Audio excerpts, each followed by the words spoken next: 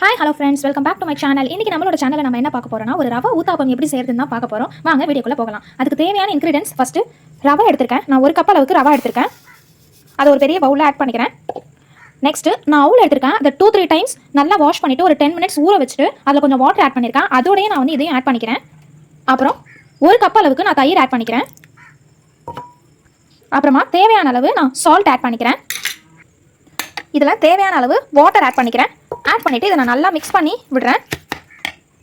இதை நல்லா மிக்ஸ் பண்ணிவிட்டு ஒரு 10 மினிட்ஸ் வந்து நான் ஊற வச்சுக்கிறேன். அப்போ தான் வந்து அதோட கன்சிஸ்டன்சி பார்க்குறதுக்கு நல்லாயிருக்கும். ப்ளஸ் எல்லாமே வந்து கொஞ்சம் பெருசாகி வரும். உதிரியாக இல்லாமல் கொஞ்சம் பெருசாகி வரும். அவுல் ரவை எல்லாமே மிக்ஸ் ஆகி இது நல்லா நான் ஒரு மாவு பாதம் அளவுக்கு மிக்ஸ் பண்ணிவிட்டு வச்சுக்கிறேன். நெக்ஸ்ட்டு நான் ஒரு பேன் வச்சுருக்கேன். அந்த பேன் சூடானதுக்கப்புறமா ஒரு 2 டேபிள் ஸ்பூன் ஆயில் ஆட் பண்ணிக்கிறேன். எண்ணெய் சூடானதுக்கப்புறமா 1 டேபிள் ஸ்பூன் கடலைப்பருப்பு ஆட் பண்ணிக்கிறேன். கடலைப்பருப்பு சூடானதுக்கப்புறமா கொஞ்சமாக கடுகு ஆட் பண்ணிக்கிறேன். கொஞ்சமாக ஜீரகம் ஆட் பண்ணிக்கிறேன்.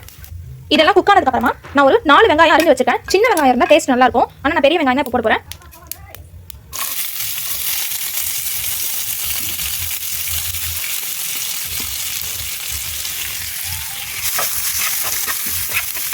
ஆனியன் வதங்கினதுக்கப்புறமா ஒரு பச்சை மிளகாய் ஆட் பண்ணிக்கிறேன்.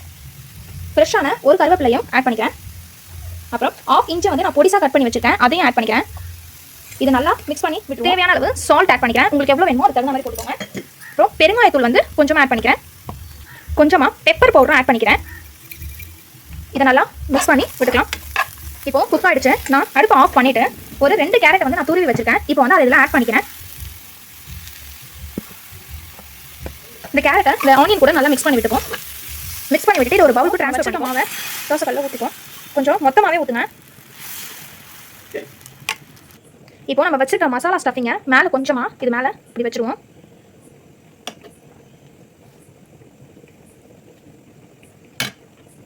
வச்சுட்டு சுற்றி நான் கீ ஆட் பண்ணிக்கிறேன். கொஞ்சமாக ஃப்ரெஷ்ஷான கொத்தமல்லி தலையை மேலே ஆட் பண்ணிக்கிறேன். இதை மூடிடுவோம். இப்போ இதை எப்படி க்ளோஸ் பண்ணிக்கிறேன். இப்போது இதை டர்ன் பண்ணிப்போம்.